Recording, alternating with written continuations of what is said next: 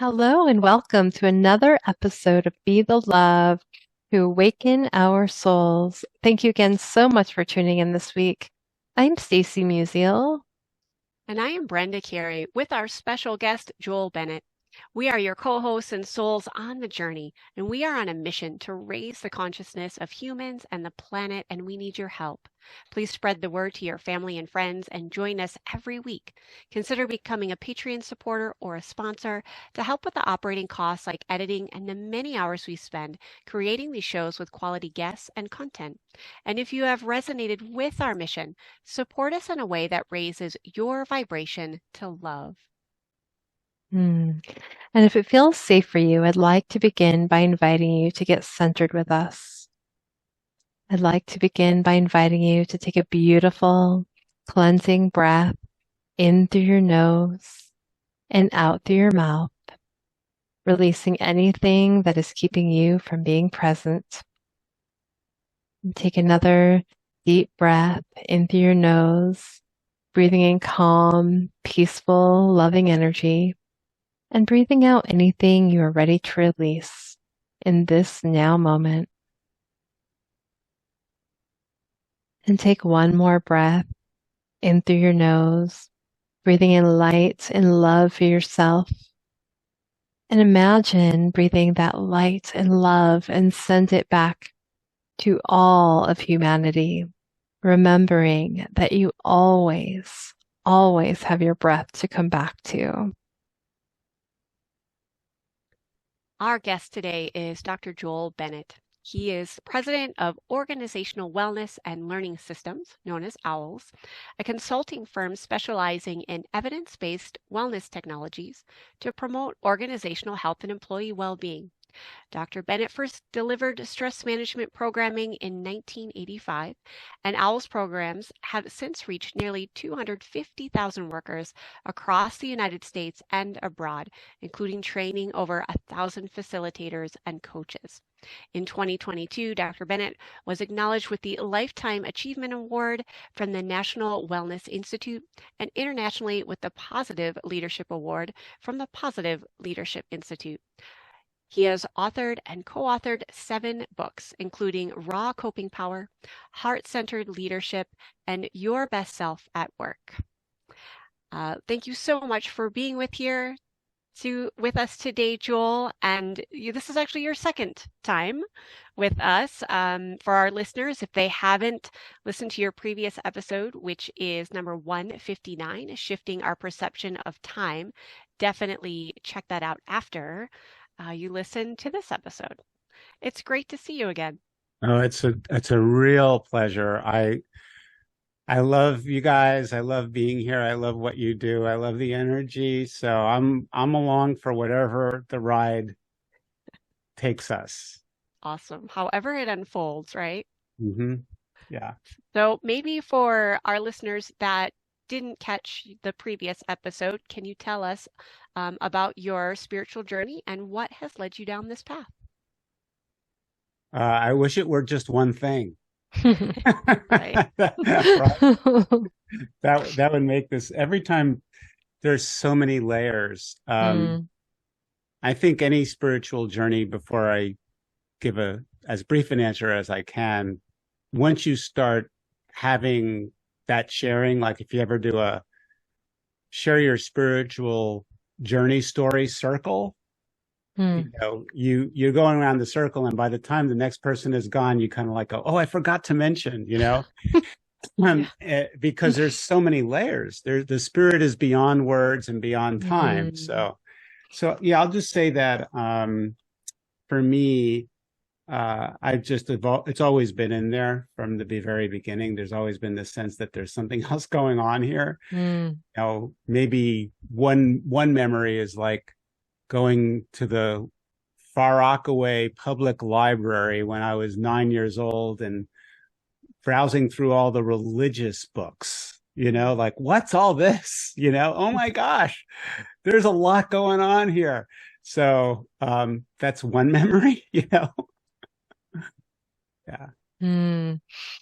Beautiful. It's not so true though. There's so many layers to the journey, it's like, how do you sum it up into, a few words? That's a big challenge. So thank you for sharing, yeah, a little bit about that journey for you. And I really just I love your work, Joel. It's so beautiful, so needed on the planet, and I'm sure it's helping so many people. And now I understand. So you have this new book that recently came out, and I would love to talk about that today and your inspiration for it. And it's called Soulful Capacities. And I love that name, and I just want to dive into that. And I'm wondering, before we really dive into it, or maybe just giving us a little overview of, what is a soulful capacity? What is that for you? What is that? Where did you come to that name? What was the inspiration for that? Yeah. So just to give a little bit of context. So when we first talked, I think The Connoisseur of Time had come out. Yes. And between that book and this current one, there was the first book one, which was The Map and Radiant Forces. So the Soulful Capacities is book two in the Quest for Presence collection. So to answer your question, when I started to look at all the literature and my own experience about time not being clock time, but understanding different versions of time, of which there are many, and looking at the spirit and the evolution of the spirit or soul through the life of an individual, I began to get this inkling that there's the soul, which most people believe it or not believe in. And then there's, well, is it just this one thing, And of course, all the literature says, yes, it's one thing. In fact, the soul that every individual has is also the soul of all of humanity. And you cannot dice it up. You can't carve it up. It's inviolate. It's completely protected, and it's eternal, right? So let's start there by saying that when we talk about soulful capacities, I think it's good to first talk about just the soul. And the book opens, so I'm going to get to the question, but I want to make sure we're clear. And I would love to hear about your perception or experience or definition of, quote, the soul, which people don't talk about. So the book opens with a verse from Vedic text, from the Hindu Vedic literature, from the Srimad Bhagavatam. So a lot of people know about the Bhagavad Gita, but there's this other text. It's very long, called the Srimad Bhagavatam, and I can get you for your show notes. And it goes, this is how the book, it's the frontispiece of the book. It's when you open the book, it's the first thing you see, right?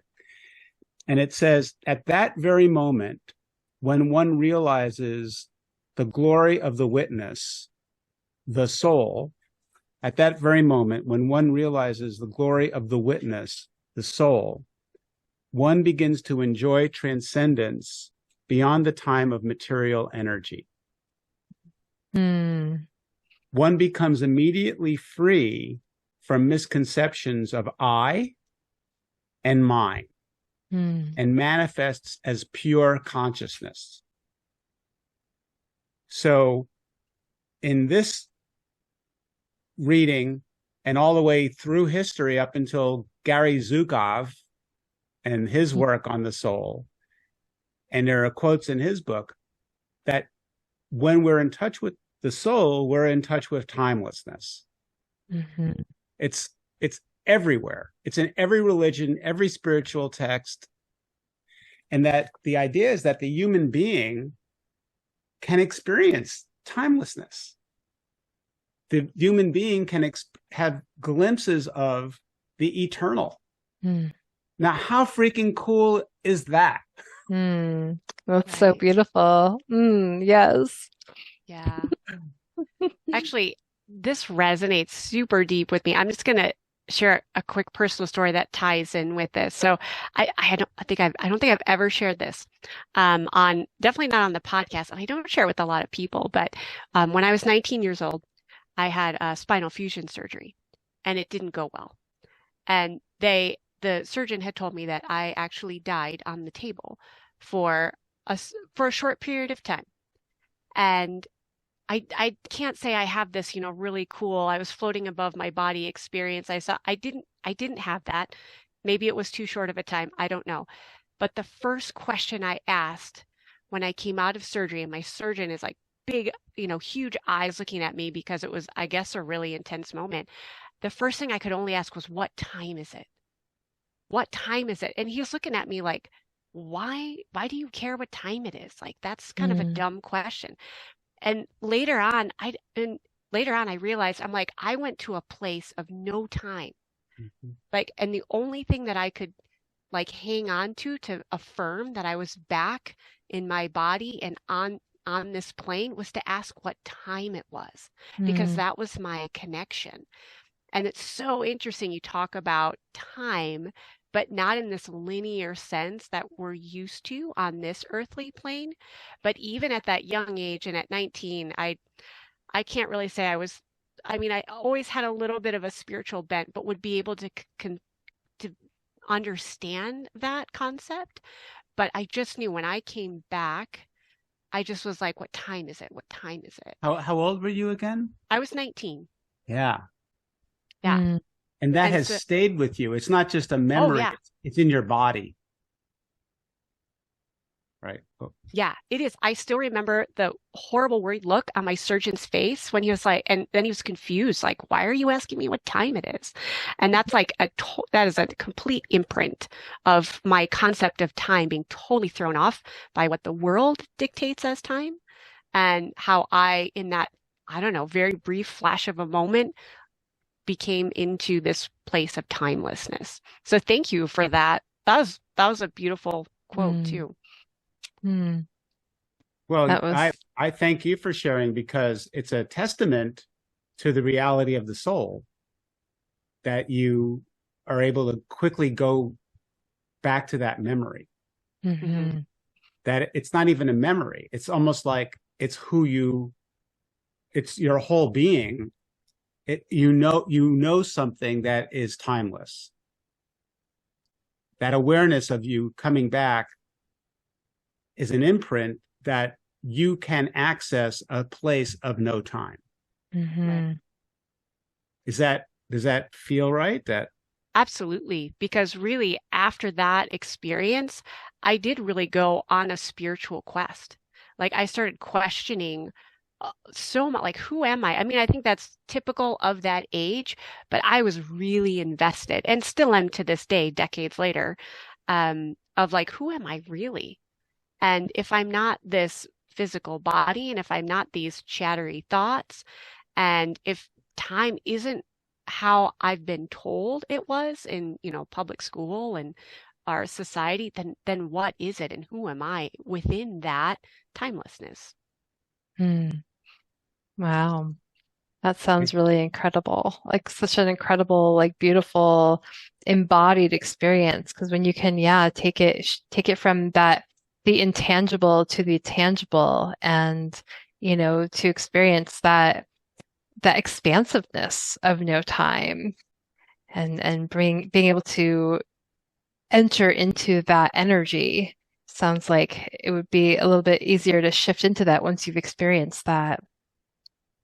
you know, I don't know if we were going to go there, but we're watching the new series of Quantum Leap, Mm, which is a television series, which briefly is about time travel and the main character has to leap at every mm, episode. He goes into one body and another body and another body, and they're trying to figure out why he's doing this. But the point is every episode begins when he kind of lands in this new body. hmm And Mm. one of the first things you can tell he's trying to figure out is what time is it? Yeah.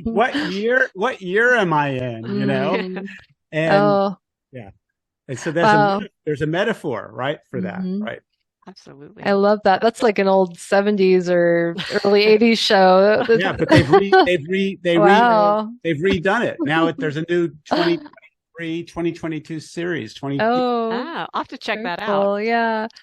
I remember I had an experience one time, and this, I had been on this journey for a long time, and up until this point, I think I had, done a lot of personal work and meditation and, mantras and all this, but a lot of it was, I think, really heady, and gather the information and, a lot of it, some experiential, but like, really, I hadn't had this kind of experience up until this point, but I was meditating one morning and all of a sudden I opened up my eyes in meditation and I wasn't in my human form, but I was looking through my eyes as my soul. Mm. And all of a sudden I had like shifted, seeing myself like feeling and being my soul Oh, in this human body. And since then I've been able to really tap into that energy of seeing the world through my soul and being like in this newness and this energy on this planet and truly being able to come from that soul perspective rather than the human perspective. When I'm conscious about it, of course, I have to, be conscious and really intentional about that. But that was such a profound experience that really shifted for me and being able to connect with my soul. so, but yeah, both of you. That's what I love about meeting with you. It's like you're with it. It's like you can just go right there. It's like, Why don't you, I would love for you to tell my kids that. Can you just tell them that? Because believe me, I don't get that no, at home. no, my grandkids, every time they see me, they go, "You're weird." Yep, You know? yep. Exactly. So anyway, and I'm going to be picking them up in a little bit here. Um, but both of your experiences speak to that quote that is the purity of that consciousness, that pure consciousness where there's no real separation between consciousness and the soul. It's like, and where most of the modern day psychology and study of consciousness is almost like divorced from the soul. It's like understanding, what is consciousness. And so it's really great that we're starting here because there can be no consciousness without a soul. Mm, Right? I mean, so true. it's a Hmm. purity. It's a sense of this is, you know, I think people in different traditions call it different things. Bodhicitta is a term that's used in Buddhism. But there are, we can talk about the Holy Spirit and the Holy Ghost in the Christian, right? And in Judaism, there's a number of different ways that it manifests, but there's a sense that there's something really whole and complete that we carry inside of us and that we can't separate from our consciousness and really from our identity.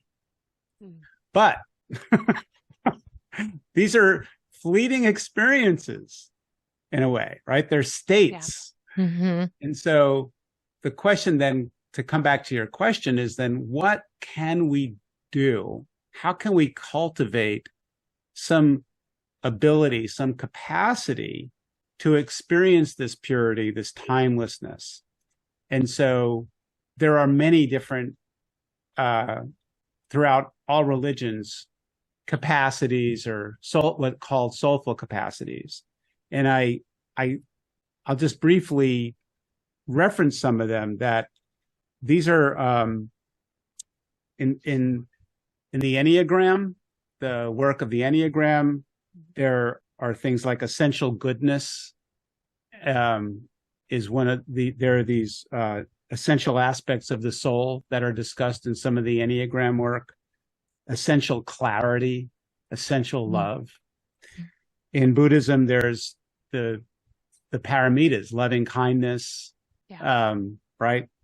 Compassion, sympathetic joy, equanimity. In Sikhism, there's also there's soul encouragement of virtues in Sikhism. Again, you'll see compassion is pretty common across a lot of these. Humility, forgiveness, patient endurance. And then in Christianity, there's the 7 graces, right? There's insight, prophecy, encouragement, generosity. I mean, there's so what I want to first say is that when we talk about soulful capacity in general, there are many different signposts around all religions on how to cultivate that capacity so that we can get back in touch with the spirit, the soul, the Holy Ghost, whatever. So I want to just say there that this is not anything new. Right. Right. So I'll stop there before I go on and see if you have any comments about that. Well, I'd love to dive into one of those soulful capacities. Like acceptance, I know is mentioned in there. And I feel like acceptance can, for some people, can get confused with like resignment, like, well, oh yeah, so I feel like acceptance kind of doesn't quite get the Okay, yeah, I'll read this quote I quote from Joan Boroshenko in the book, which kind of nails this. Yeah, I love She writes, acceptance. This is a great quote from her in the book, and it's at the beginning of the acceptance chapter 3. She writes, acceptance isn't wimping out. Yeah. Accepting the circumstances of your life is sometimes misunderstood as wimping out, knuckling under, or giving up. But in fact, it's just the opposite. If you face your situation squarely and get the help you need to heal your past, then the devil will do a disappearing act. I love that. So I think that answers, Brenda, your concern. Yes, no wimping out. It's not resignation. It's not tolerance. It's not putting up with. It's instead facing the situation squarely as is. Being with it, opening the heart maybe, and really connecting with, maybe the deeper purpose behind it. And flow, like really feeling into it and recognizing that, like Byron Katie would say, right, loving what is in this moment.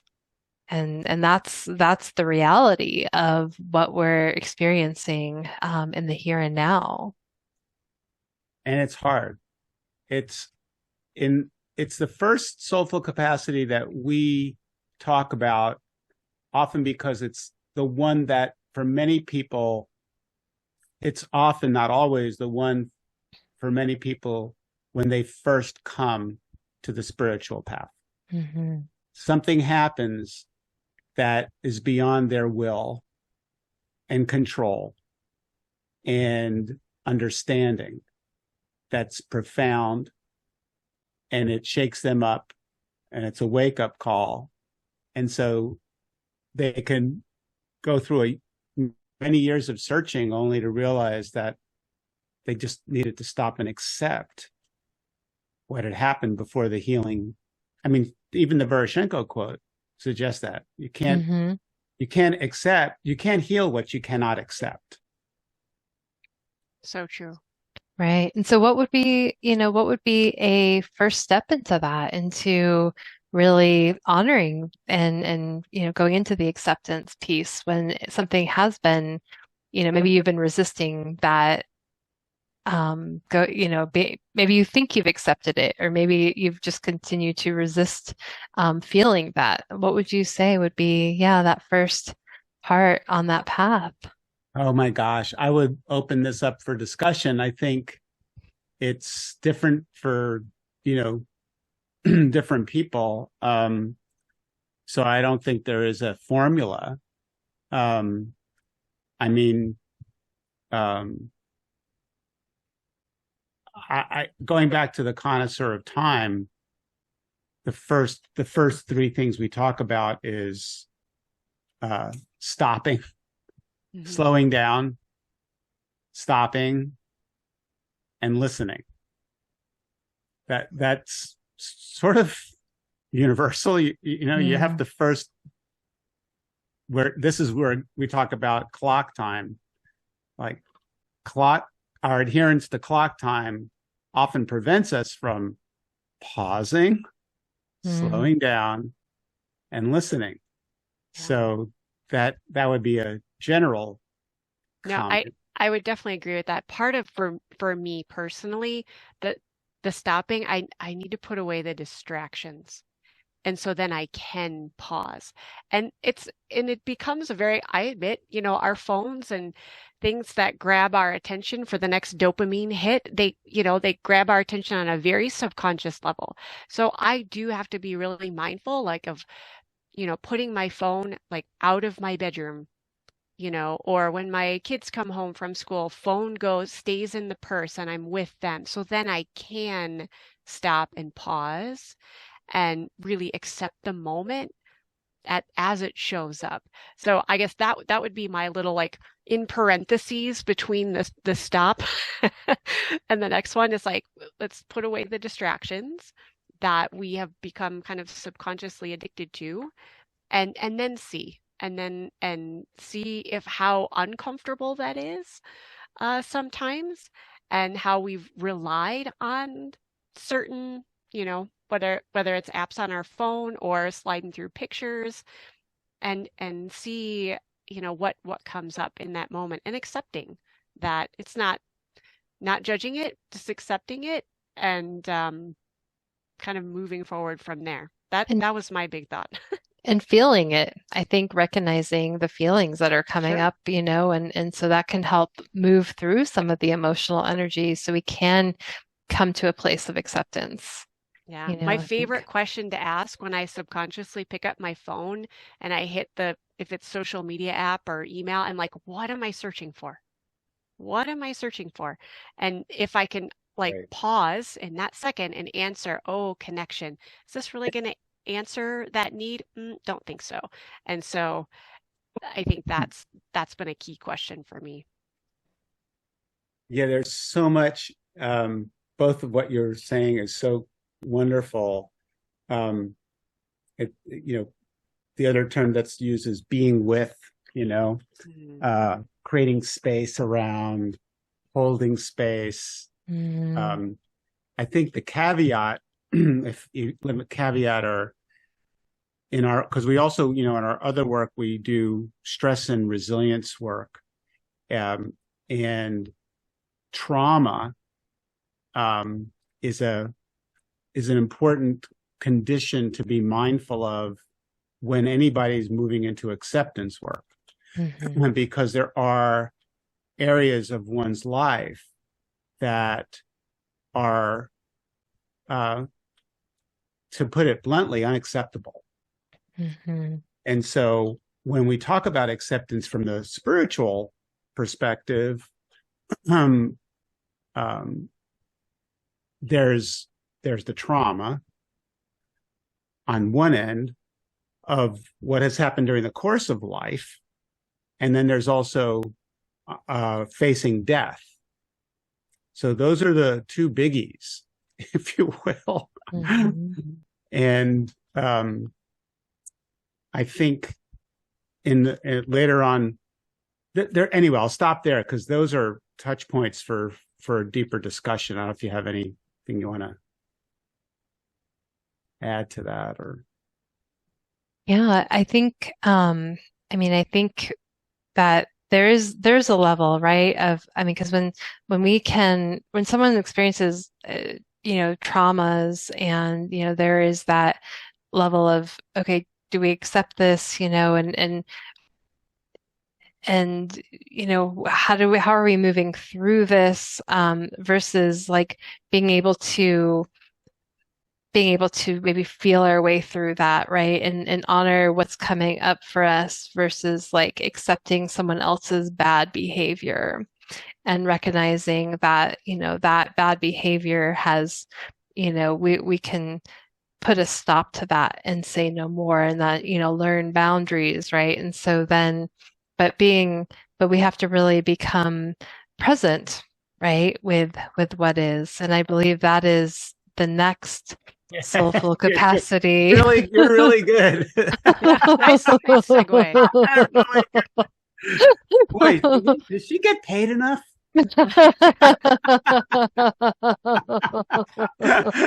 Yeah, no, Stacy, you had said earlier, you talked a lot about feeling.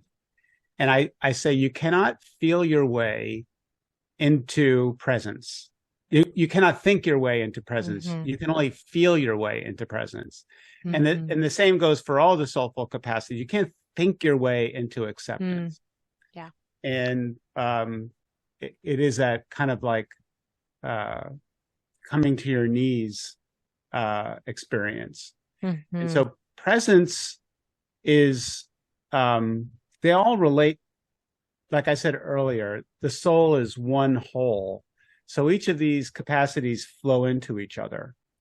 And I think one of the ways you can shift into talking about presence and acceptance together is through forgiveness and gratitude. That of all the different practices and capacities that are out there, at least in the West currently, gratitude practice is one of the most commonly used. It's talked about quite a bit. Gratitude journals are just all over the place. Yeah. What are 3 things you're grateful for today? But that also blends into forgiveness. And so the more work that you do in acceptance, the more I think you become more present to your life as a whole. Mm-hmm. So there's accepting of things, occasions, events, traumas, past resentments that need to be transformed. Dealing with the past, or dealing with your current situation because maybe you don't fully accept your spouse the way he or she is, right? Mm-hmm. Or your children. Yeah. Right? Yeah. So presence, though, kind of moves it up a little bit of a notch, because now you're like, hey, this is it. When I do these courses, I show videos, and I often show clips from the movie Groundhog Day. Yeah. And in Groundhog Day, it's kind of like this waking up, like, okay, not only accepting that this is the lot I've been given, over and over and over again, but now I better be present to it. I better show up to it. And that's the transformation that in that movie, Bill Murray kind of like starts to live his life being so present that he anticipates the needs of everyone, and he gifts those people. And that's what gets him out of the karmic loop, through love. So presence, and what's fascinating there, I can talk about this for a long time, but I'll stop there and yeah. You make me want to watch that movie again. I haven't seen Bill Murray and Groundhog's Day in a very, very long time. But I would like to talk about one of the other soulful capacities. Let's talk about flow, since we're in this role of acceptance and presence and flow, how we can like tap into flow, allowing and surrendering life to unfold. And how can we stay in this place as best we can? Because, the world around us, I feel like, can have such a chaotic feel to it. As of this recording, we're going to be entering into a holiday season. For some people, this is a very stressful time. It's a very heavy or remorseful time. It can go either way. For some people, it's a joyful time. But whatever emotional state we're in, how do you think we can really tap into this idea of flow? again, right? Like there's no formula, I think, my favorite, again, I'm using these quotes because so much of this is informed by previous writers. And of all the soulful capacities, the one that has the most research behind it is flow. So Really? for people who are listening, you can Google Scholar Flow and the work of Mihaly Csikszentmihalyi, who was a Hungarian American psychologist, passed away just recently. And there's so many articles written, research studies done on flow. Interesting. But my favorite quote from him is, of all the virtues we can learn, no trait is more useful, more essential to survival, and more likely to improve the quality of life than the ability to transform adversity into an enjoyable challenge.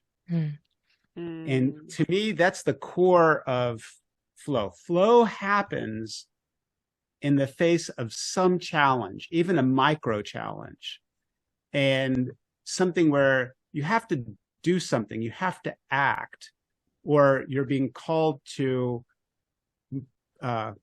level up your game.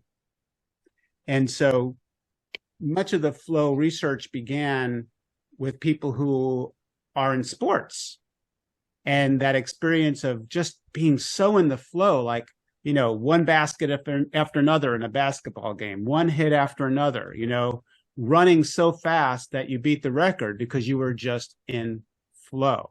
And so for me, the beginning point to this discussion is, what are the challenges in your life that you're facing?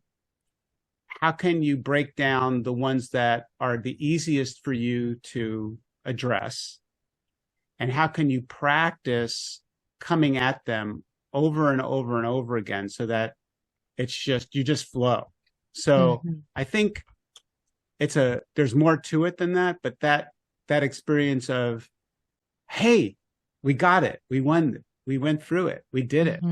And then journaling about it, encoding it, remembering it, reminding yourself of it, which is what happens when people train in sports psychology. They train the athlete to visualize themselves flowing.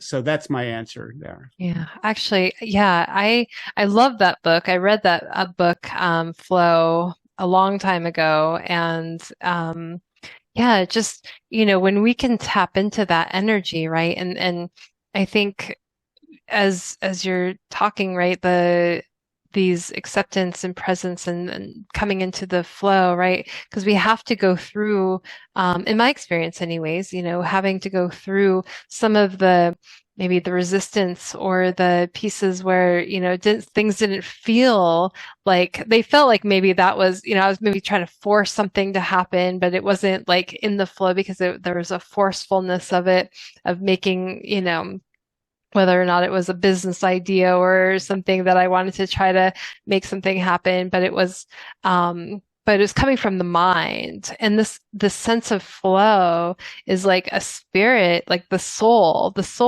coming in, and feels like a co-creation, because then you are like, I like to imagine it, like I'm in this river and I'm flowing with the river, and, all these people and places and things, opportunities start to manifest. And that's when I know I'm in my flow. I'm helping I'm getting out of the way, and it's just essentially guiding me. Like I'm not even really doing anything to create anything anymore. And that's, the piece where I've had to like surrender, right? And so it's such a different feeling than trying to make things happen. Like I think our human minds want to try to get in the way and make it happen. No, it's the two other terms here are non-resistance and effortlessness. Are effortless. So yeah, that's beautiful, Stacy. I think everybody has to find their way into those things that they do in their life where they experience that. So one last point on this is that it could be a hobby. It could be coloring, mandala coloring. It could be playing cards with your friends, or a game, or I do think that going back to children are often just in a state of flow. Absolutely. Yeah. And so just being with a kid and just following them wherever they go. I have a 2-year-old grandson. We were at the game the other day, and it was like, he's going off in one direction, and then it's a complete chaotic zigzag. And, and that you can't, but if you want to direct, that's a 2-year-old, right? But if you just follow him and you've got a big open field, yeah, try that. That'll do it. Yeah. Can learn so much from children, right? I mean, really, they haven't had the world to, get in the way and, experience. They're just jump right in there. They're naturally, in the playful mode, in the flow mode, and they just, just jump right in.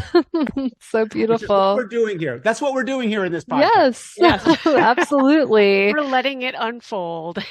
We are, right? There's a creation here, right? And so as humans, I think, or as adults, we're, we've been conditioned in one way, and now we're reconditioning ourselves to find that flow and recognizing that we have the power to co-create our souls with spirit, with the universe, the energies, and tap into that. And so let me make one more comment there, since everything you're saying is like, oh yeah. So I say connection trumps information every time. I love that. What often happens is when we're in media, like here, we think we've got to get to this information, or this is the piece that we've got to get through, or we've got to make sure that we cover this. And when you're focusing so much on information, the opportunities for flow are less. But when you're open to the connection, the opportunities for flow just start cascading. I love that. Yes, connection. And yeah, that's what we seek to do here at Be the Love podcast. I know. Connecting other souls on the journey. So, I mean, not to go back to information, but I am excited. I really, really, really want to talk about synchronicity. Okay. Because that's one of my, I love that. I love the word. I love when it happens, because it's like this delightful surprise. And I know some people think, oh, that's just a coincidence, but I don't think so. I think everything is orchestrated, and the people and places or opportunities or whatever, they show up at the perfect timing. Usually not our timing, which self-confessed, impatient, slightly perfectionistic. Okay, maybe very perfectionistic. I'm just putting it all out there. But synchronicity is truly one of my favorite ways to connect at the soul level. So I'm curious, what are your insights and thoughts on synchronicity? Well, each of the chapters have exercises and self-assessments, and the exercises, and I also, so I also begin each chapter with an ode, like a little poem. So I'm going to read the poem, the ode to synchronicities, and we'll start. Every day something connects, vibrates at the same frequency of something else. Every day. That would be you there. Wait, that is you there.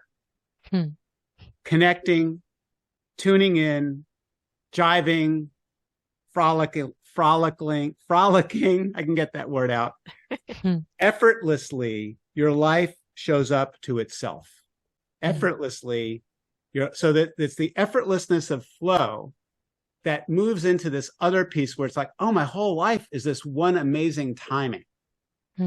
And the synchronicity of events, the classic definition is two events that don't seem unrelated co-occur at the same time. And the typical example is given: you haven't talked to a friend in 20 years, you pick up the phone to call them, and they're there on the other line. Mm-hmm. Or you think about someone and you turn the corner and you haven't seen them in a while, and there they are. And so I think the key here is these are capacities that can be cultivated. We know that we can cultivate acceptance. We know that we can cultivate presence. We know that we can cultivate flow. And we know we can cultivate synchronicity. But we don't think of that because it's chance. Mm. So it's that quantum understanding of time in a completely different way. So I think there's so many things to say here, but my favorite quote, and we use quotes, is the Rumi quote: what you seek is seeking you. Yeah. Yes, I love that. Me too.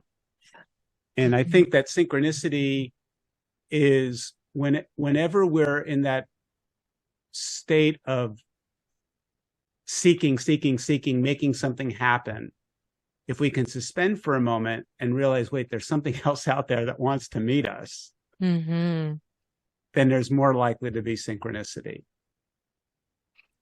Being open and allowing for that. It's not just coincidence. It's a deeper meaning to be present to our whole life. And so you can think about times when you've had a synchronicity happen and they become markers in the history of your life. Like, I think our meeting is a synchronicity. I think this podcast at this time is a synchronicity. Now, how much synchronicity do you think we plan out in our souls before we come here, in our soul's plan? Or do you think there's, things that are, planned versus like the free will versus like what we want to create? And just curious. I know that could be a whole other podcast episode, yes, that's great. Let's do that next time. Yeah. Thank you. This is wonderful. Thank you so much. Yes. Oh, thank you so much, Joel. This has been just beautiful. So just as we are wrapping up here, I would love to just hear just your vision, your macro vision, your global vision, the global significance, the macro vision for your work and how you see this as an impacting the world and the planet right now. Well, very quickly. I think that most of the problems we face in modern times is due to a blind adherence and worshiping of clock time. Pollution, pandemics, climate change, overproduction, fast foods, ultra-processed foods, 24/7, the demise of the Sabbath, the demise of the rest, the actually erosion of siestas, and not honoring the Sabbath, if you will, accounts for most of the problems we have. And so the broad vision here is to create a more soulful vocabulary of time and to recognize that the fate of the planet might depend upon it. So that's the global vision. I'm not the only one. There's, a lot of different groups out there, slow movement, slow food movement, the Course in Miracles, Holy Instant work. I mean, there's so many things out there. So I think it's the global vision for all to come together and to raise this up to a higher level of dissemination and to change corporate and business practices, especially in manufacturing and in Amazon. So, you really want me to go there, I'll go there, right? Well, thank you. Thank you, Joel. And please tell our listeners where they can find you and anything you're currently working on. Oh, thanks. Just quickly, www.presencequest.life, presencequest.life. We have a Facebook page. I think Brenda and Stacy, you're on there. I hope you are. Absolutely. Yes, Yep. absolutely. We have a Patreon page. We offer webinars. So just come there and you'll be able to get a lot from there. And what I'm working on now is just doing more educating around the first three books, Connoisseur of Time, The Map, and The Radiant Forces in the Soul. That's what I'm doing. And I've got my other life, but but that's it. Thank you. Beautiful. Thank you. And thank you so much, Joel, for being here today with us to have this beautiful conversation. And thank you for listening to Be the Love podcast. If you've enjoyed listening to our show, please share the love by sharing it with your friends and family, giving us a 5-star written review on iTunes or Spotify, or liking us on Facebook. And please consider supporting our mission to awaken our souls with a monthly donation that helps us with the operating costs of this podcast so we can continue to spread the love. To contribute, please visit our Patreon website at patreon.com/Be the Love podcast. And stay tuned for more episodes being released on Mondays at 5:55 a.m. Mountain Time.